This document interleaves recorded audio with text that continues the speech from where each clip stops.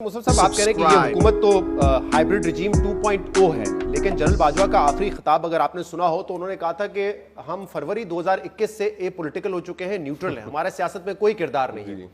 तो और फरवरी 2021 के बाद ही उन्होंने बकौल मुनस इलाही साहब के उनको फोन किया और उनको कहा कि इमरान खान साहब के साथ जाकर मिल जाओ जी। और ये फरवरी 2021 के बाद हुआ। जी, वो भी हुआ, सेनेट में आपने कैमरे भी निकाले थे, कैमरे भी फरवरी 2021 के बाद थे। लेकिन आप तो कह रहे हैं कि इस वक्त भी जो कुछ हो रहा है वो ये हुकूमत नहीं कर रही, ये उनसे करवाया जा रहा है, ये ओनरशिप ले रहे हैं। देखिए ना, तो आज भी आपको लगता है कि एस्टैब्लिशमेंट एपॉलिटिकल नहीं है? देखिए, हम तो ये तवक्को कर रहे थे कि आसिम मुनीर साहब आर्मी चीफ बने, वो चीज़ों को रीसेट करेंगे। इस वक्त हमारे मुल्क की जो अफवाज है उनको बहुत बड़े चैलेंजेस का सामना है जी। टीटीपी एक दफ़ा फिर से सर उठा रही है। हमारे सिर्फ इस साल में तकरीबन 150 के करीब हमारे फौजी जवान और हमारे पुलिस के जो एहलकार हैं वो शहीद हो चुके हैं। अफगानिस्तान में जो हुकूमत जिसको हमने बड़ा चीयर किया, हमने बड़ा कहा कि जी अफगानों ने गुलामी की जंजीरें उतार फेंकी हैं, आज काबुल में वो बैठे लेकिन हमारे बॉर्डर पोस्ट के ऊपर बमबारी कर रहे हैं। आज तमाम अखबारात की हेडलाइंस हैं। हमारे लिए बड़े सीरियस चैलेंजेस हैं। फिर हमारे सामने ये भी मौजूद है कि हमारी मईशत इस वक्त सिसक रही है और वो किसी भी वक्त क्रैश कर सकती है, मुल्क डिफॉल्ट कर सकता है। हम एक बड़े क्रिटिकल जंक्चर पे हैं और इस सारी सूरत हाल में जो पिछले 7-8 महीने में जिस तरीके से हमारी जो फौज है वो क्रिटिसाइज हुई है, पॉलिटिक्स के अंदर इन्वॉल्वमेंट की वजह से उसको क्रिटिसिज्म का सामना करना पड़ा है। हम तो ये समझ रहे थे कि वो पुल बैक करेंगे और पुल बैक उन्हें करना भी चाहिए। एक दो चीजें हमने सुनी है, वो अच्छी हैं, उनकी ऑफिशियल कॉन्फर्मेशन तो नहीं है, लेकिन अगर वो वाकई उसी तरह है तो credit goes to him.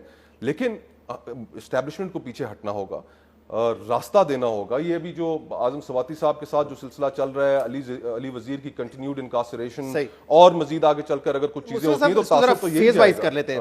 Vote of no confidence के बाद पीडीएम हुकूमत आई, इमरान खान ऑपोजिशन में चले गए, तब से इमरान खान ये इल्जाम लगा रहे हैं कि न्यूट्रलिटी नहीं है, हम पे जो है जुल्म हो रहा है। क्या ये ठीक बात है? और अगर इमरान खान ये समझते हैं कि न्यूट्रल नहीं है एस्टैब्लिशमेंट पिछले 6-8 महीने में वोट ऑफ नो कॉन्फिडेंस के बाद, तो वो दुरुस्त कह रहे हैं आपके ख्याल में? देखिए, हमारे सामने एग्जाम्पल्स मौजूद है ना। मुनस इलाही साहब ने खुद ऑन रिकॉर्ड उन्होंने आके तस्लीम किया कि उन्हें जनरल बाजवा ने कहा कि आप इमरान खान का साथ दें। तो ये इंटरवेंशन तो पॉलिटिक्स के अंदर हो रही थी। फिर जो वोट ऑफ नो कॉन्फिडेंस के वक्त एस्टैब्लिशमेंट न्यूट्रल थी। बाप, आपको भी पता है, मुझे भी पता है कि बाप की हिमायत वो किसी भी अगर तरफ टिल्ट करते हैं वो अपने सियासी फैसले करने में आजाद है। क्या MQM उसकी हिमायत हमें मिल सकती थी? देखिए, ये तो ओपन सीक्रेट्स है। अगर हम बैठकर इन चीजों के ऊपर पर्दापोशी करें, हर किसी को पता है कि ये चीजें किस तरह हुई। तो मतलब फर्क सिर्फ इतना है कि टीवी के ऊपर बैठ के हम कॉन्वर्सेशंस नहीं कर सकते, लेकिन आजकल का जो दौर है उस दौर में हर शख्स के पास इसका एक्सेस है। सोशल मीडिया के ऊपर जो गुफ्तगू होती है, कोई मोनोपोली ओवर इंफॉर्मेशन रह नहीं गई। हम सिर्फ टीवियों के ऊपर बैठकर आपको फोन आ जाएगा कि जी ये गुफ्तगू क्यों हो रही है, आपको फोन आ जाएगा, इंटरव्यूज नहीं चलने चाहिए, मीडिया के ऊपर एक जबरदस्त किस्म का प्रेशर होगा। अभी नहीं है, सुना है कि आजकल तो कम ही है, लेकिन क्या कोई भी इंफॉर्मेशन ऐसी है कि जो इस मुल्क के अवाम से छुपाई जा सकती हो?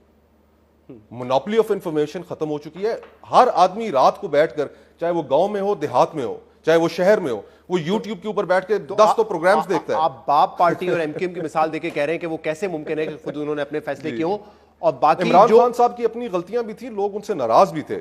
हफीज शेख साहब वाला मामला आप देख लें कि जब उसमें हफीज शेख साहब को अपोजिशन ने कैंडिडेट बनाया, जॉइंट कैंडिडेट बनाया, सॉरी यूसुफ रजा गिलानी साहब को, तो हफीज शेख साहब को लोगों ने वोट नहीं दिए क्योंकि उनका रवैया लोगों से ठीक नहीं था। तो एक नेचुरल वो और जो लोग इत्तेहादियों के अलावा जो लोग पहले ही आप मंजर आम पर लेके आ गए, सिंध हाउस में जो लोगों को रखा हुआ था, तो वो अपने आप आए हैं पीपल्स पार्टी और नून लीग के कहने पे? बहुत से लोग लाए गए भी थे ना, जेन्युइनली तंग भी थे इमरान खान साहब से। इमरान खान साहब खुद ऑन रिकॉर्ड है कि जब भी बजट होता था तो बजट पास कराने के लिए, और ये हफीज शेख वाला इलेक्शन भी उसकी एक मिसाल है, तो वो तो ऑन रिकॉर्ड है। और उनके जो कई लोग अरेंजमेंट हाउस में सारा हुआ, ये पॉलिटिकल पार्टी से खुद मैनेज किया आपके ख्याल में? बहुत ज्यादा खुद मैनेज किया, बहुत ज्यादा खुद भी मैनेज किया, लेकिन थोड़ा सा गुड़ के अंदर, मीठे के अंदर थोड़ी सी और शामिल हो गया तो फिर क्या फर्क पड़ता। लेकिन आपको लगता है कि ये बाप पार्टीज और MQM जो कह रही है कि इस दफा तो हमने अपना फैसला किया, कॉल शॉल नहीं आई, कॉल पहले आती थी, आपके ख्याल में ऐसा नहीं? तो परवेज इलाही साहब ने तो कहा कि कॉल आई नहीं, तो फिर परवेज इलाही को कोई तो और मैसेज, उनमें से शायद हो सकता है 1-2 साल बाद पता चले कोई साहब सामने आए। लेकिन वैसे फिर हुआ क्या होगा कि परवेज इलाही साहब को कहा होगा कि आप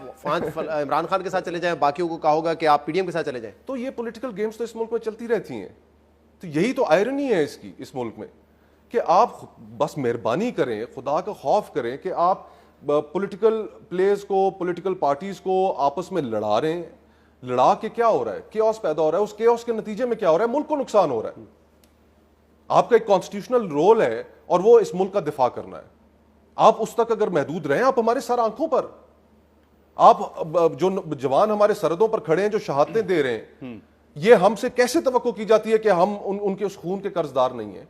हम उनके कर्जदार हैं, लेकिन उसका यह मतलब तो नहीं है कि आप अपने ही शोधा का खून जो है उसको आप पॉलिटिकल सियासत के अंदर जब आप इन्वॉल्वमेंट करते हैं तो फिर वो उसके ऊपर एक क्वेश्चन उठ जाता है, आपके इदारे के ऊपर एक क्वेश्चन उठ जाता है, और वो कुर्बानियां जो है वो पसे पुश चली जाती हैं। तो ये अब खेल पाकिस्तान में बंद होना चाहिए। आपकी मेरी जनरेशन, हमसे प्रीवियस जो जनरेशन थी, वो हमारे लिए कोई अच्छा पाकिस्तान छोड़ के नहीं जा रही। हमें कम से कम अपने बच्चों के लिए तो अच्छा पाकिस्तान छोड़